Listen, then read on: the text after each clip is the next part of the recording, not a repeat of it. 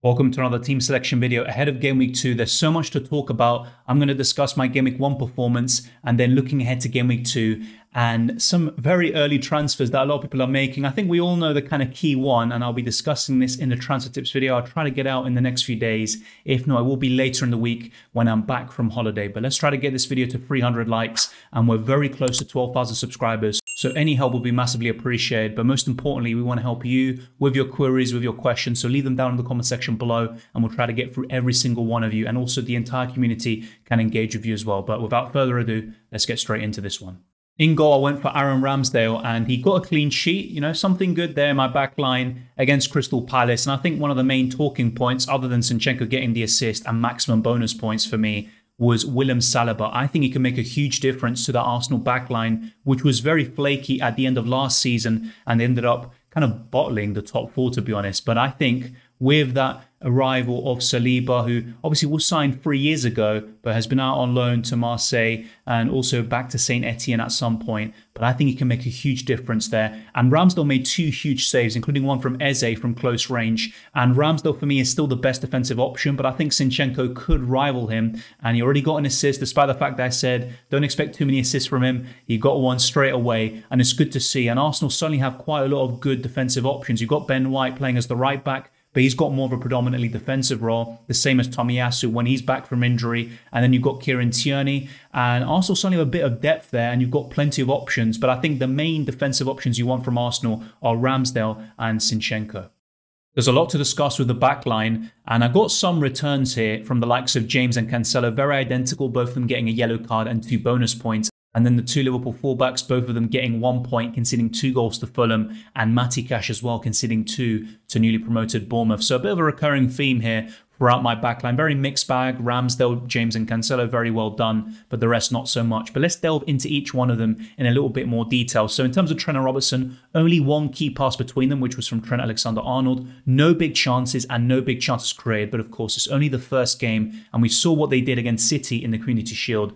The Liverpool fullbacks will still offer great value, and I wouldn't be too concerned about them. And Trent was caught out defensively. Obviously, there's no repercussions in terms of FPL points other than losing the clean sheet. Cancelo got 2 bonus points there despite the yellow card, like I said. He got 1 shot and 1 key pass, but Reece James was the most impressive of them all in terms of the stats. So he got 2 shots, 1 in the box, and an expected assist of 0.14, which was better than Trent, Robertson, and Cancelo combined, and he made 3 key passes, which was also more than those 3 fullbacks combined. So very impressive stuff there from Reece James. But it was his fellow fullback Ben Chilwell who won the penalty that Jorginho dispatched, and he got 9 points compared to Reece James's 7. But that's very encouraging from James and Cancelo. The fact that they got a yellow card, which tends to be a hindrance for the bonus point system, but they still managed to get those 2 bonus points, and I really like that. Obviously, the 2 Liverpool fullbacks, I'm very surprised by them doing so poorly, and Liverpool as well dropping points. As for Matty Cash though, I'm not too surprised. He only had 1 shot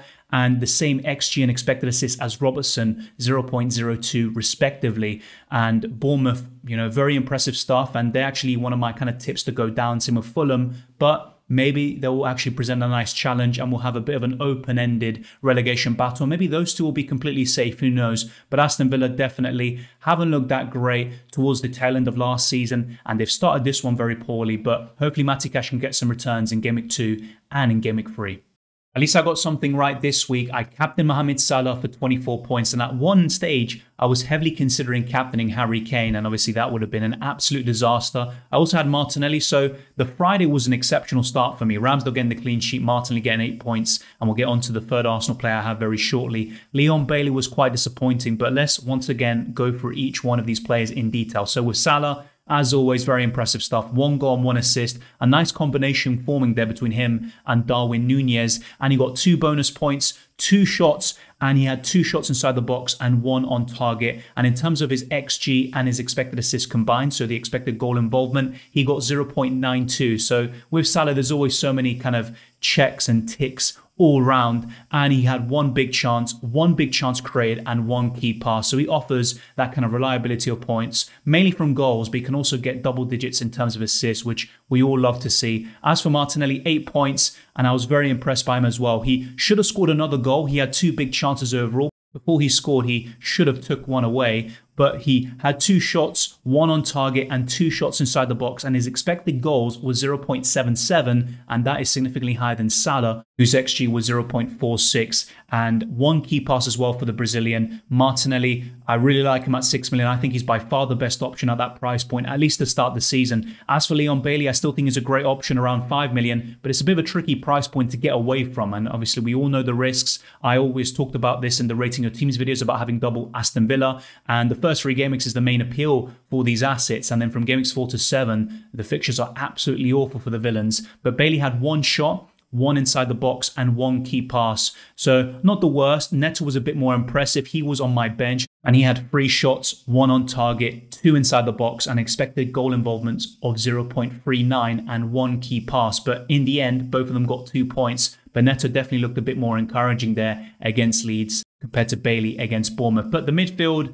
kind of a bit weak, I'd say, compared to previous seasons where I tend to put a lot of money in this position. And it might be a mistake of mine from the get-go. And I always wanted the 8 million midfielder, but with all the doubts surrounding each of these assets, like James Maddison, who got an assist against Brentford. Then you've got Bukayo Saka, who I really like, and I think is the best option at the moment. But then you also have Martinelli at 2 million cheaper. So there's a lot to consider. And ultimately, I decided not to go for these 8 million midfielders to start the campaign. And I don't really get burned too much by that.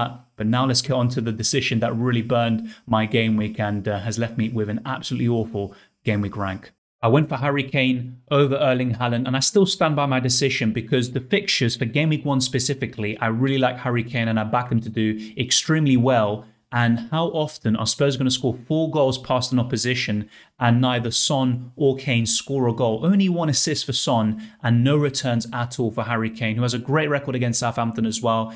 You could argue that's a bit overthinking, and booking in a transfer potentially in game week 2 from Harry Kane to Erling Haaland was just overcomplicating it. Just go for Haaland from the get-go. And I even said in some of the pre-season content that I actually back Haaland to score more goals than Harry Kane if he stays fit. And I like the fixtures so much from game weeks 1 to 10. So in the medium to long term, I actually argued that Haaland was a better option than Kane. So I did make, I'd say, a bit of a mistake there, but I did really back Harry Kane to outscore Haaland in game week 1. I thought Haaland would get a goal maybe, but Harry Kane would get 2, 3, or even more goal contributions. But it wasn't meant to be. I made a mistake, but at the same time, I still kind of understood the process and the decision making of going for Harry Kane, who is Premier League proven as well. And a lot of doubts were cast over Erling Haaland after his performance in the Community Shield final against Liverpool. But I was actually very encouraged by that. He got so many chances. He should have buried them. But the fact he was getting into some great positions and City were able to, against a very good team, create so many chances and the bulk of them fell to Erling Haaland, I was very encouraged by that. But in the end, I went for Harry Kane, and that is that. In terms of his stats, he got 2 shots on target, 1 inside the box, 2 key passes, and his expected goal involvement was 0.46. And Kane was dropping deep, you know, that kind of same old narrative that we've seen over the years where Kane drops deep. He's not a great FPL asset. Now, I don't think that's going to be the case. He's going to score a lot of goals and compete for the Golden Boot this season under Antonio Conte. But there are going to be occasions where Kane just drops deep. He's the main creator and he allows the likes of Kulusevski and Son to be on the end of his great passes and chance creation. As for Gabriel Jesus, he was very underwhelming in terms of the stats, but that's why stats aren't everything. I'm kind of listing them here because it gives you an insight into the player performances, but we should only take it with a grain of salt. You also have to consider the context. I think Jesus had a good game against Crystal Palace, a tough game to start the season. Arsenal lost there quite comprehensively last season. But as for Jesus, only 1 shot, 1 inside the box, and his XG and expected assists were both 0.08. But I still think he played very well, and he was very unlucky not to get an assist. Martin Odegaard absolutely scuffed a great opportunity created by Gabriel Jesus and his incredible dribbling and close control. So I still like him. Obviously, it's a shame that he couldn't continue his preseason form. But with those fixtures coming up, I think Jesus is still a great option. But you feel a bit uneasy if you don't own Erling Haaland. You've got Callum Wilson around a similar price who scored. You've got Darwin Nunez for a little bit more. Obviously, it's not ideal, but I still think Jesus is a great option. He's by far the most owned FPL asset of all time. His ownership going over 76%, which is absolutely crazy. But a lot of people are now shipping him out, which is completely reactionary and knee-jerky, you could say. But speaking of that, let's now talk about the transfer I've already made ahead of Game Week 2. And I think you know what it's going to be. But before we do just that, look at the right-hand side. That is absolutely awful. 61 points, and a lot of you have scored absolutely highly this week, and fair play to you. I'm seeing some great scores all round. But 61 points means my overall rank is 3.2 million. And I think before the City game, I think all the games in general on the Sunday, I was around 1.5 million. But the Erling Highland brace absolutely sunk me. And I just knew what was coming after what I saw on Saturday. Remember to join the league code, which you can see there, 86EX3J. And the link is in the description as well. But let's not talk anymore about my rank. It's only game week 1, but I have to say this is by far the worst start I've ever had. I think last season I scored around 90 to 100 points, and I also did the same the season before that. I tend to start the season very strongly, at least in game week 1. But in this campaign, well, something to learn from, and I made some mistakes. I was a bit unsure about some of the picks as well. I was doing the deadline stream with you, and I was still kind of thinking in my mind, do I go for Matty Cash, Trippier, or someone else? Do I go for a different goalkeeper? And I had a power cut, and that's why the deadline stream was cut short. But it was great to see so many of you there, and I wasn't even able to make any changes, even if I finally decided upon a concrete team. But this is what I'm stuck with. I'm not going to blame the power cut for my poor rank so far. I have to now look at how I can rectify things. And let me now show you how my team is lining up for Game Week 2. I've got a bit of a clash in terms of the goalkeepers, but I am going to go for Aaron Ramsdale instead of Danny Ward. They're both facing each other. Arsenal against Leicester. That should be a good game, but I think Arsenal are significantly better defensively, and they're looking in great shape. Not only game week 1, but also pre-season. Some great signings. They're showing some ambition. There's a great atmosphere around the club. And like I said earlier in this video, I think Saliba could quietly be one of the most underrated players. Maybe not FPL-wise, but in terms of just his overall impact on the Arsenal defense. I really highly rate him. Those of you with 2 goalkeepers could bench Aaron Ramsdale in this case, because Leicester are still quite good offensively. Despite all their troubles over the last year or so with injuries and many other factors, they still score a lot of goals and create chances. Arsenal kept a clean sheet in this fixture last season, 2-0, and also at the King Power Stadium. But I could see goals from both teams, despite Arsenal's very, very impressive defensive shape against Crystal Palace. And I also think in terms of the Arsenal defenders, apart from Zinchenko, I would happily bench any one of those options like Ben White and whoever you can throw at me, even Saliba, for example. But I'm happy to start Ramsdale. It's not the greatest fixture, and I could see maybe a 1 or 2 pointer, but it's not the end of the world. Just like in Game Week 1, I am going for a back 5. James, Robertson, Cancelo, Trent Alexander-Arnold and Matty Cash. And one huge difference that you can see here is that all of these players have a home fixture now compared to in Game Week 1. All of them were away from home. So you would fancy them a little bit more in terms of clean sheets, maybe bonus points, assists and goals. And I definitely could see a huge improvement from the Liverpool fullbacks and perhaps another clean sheet there for Liverpool to kickstart their season after the disappointing 2-2 draw against Fulham, which was, from a neutral's perspective, a very good game to watch. Reece James against Tottenham, though, isn't easy, and I think he's probably the least likely to keep a clean sheet alongside possibly Matty Cash. But you can also see attacking returns from both of them. But the main players I'm looking at in Game Week 2 here in the defence are Robertson, Cancelo and Trent. That's where I expect the bulk of the points. Cancelo at home to Bournemouth, that could be a 12-pointer easily. So I really like this defensive backline, but you can never underestimate any opponent in the Premier League. Having said that, I like this defensive line and I can see many more points than in Game Week 1. Hopefully, I haven't jinxed it. I am going for the same formation as in Game Week 1, a 5-3-2, and I've got Neto at home to Fulham on the bench, and that's something I'm a bit uneasy about, and he could actually come in for either Leon Bailey or Matty Cash. Let me know your thoughts down in the comment section below, and if you have any kind of similar benching headaches, feel free to also comment them down there. Salah is a huge contender for the captaincy. Everyone is going to go for either him or Erling Highland, and I wouldn't look elsewhere this week, I think. You know, you've got Son and Kane facing Chelsea, and they were both very underwhelming against Southampton. The ceiling is probably not as high as Salah or Haaland, and there could be a few outside picks, for example, even Jesus or Martinelli, but I would just not overcomplicate it. Cancelo's not a bad option either. I'd probably put him in the top 5 for captaincy options. The same goes for Robertson and Trent, but do not overcomplicate the captaincy. And I think Salah and Haaland rotate very well in terms of the armband. Martinelli at home to Leicester, I really like that. I wouldn't go as far to captain him, but I think he's a good choice, and I'm happy to play him even over Neto. But like I said, I don't want to bench Neto when he's facing Fulham. I could see goals there for both Wolves and Fulham, despite Wolves struggling a lot offensively over the last few years. And Bailey has had a very good pre-season, and he has obviously shown his quality at Bayer Leverkusen, and I'm expecting him to kickstart his Premier League career with some goals and assists over the next 2 game weeks, and hopefully he can do that starting against Everton.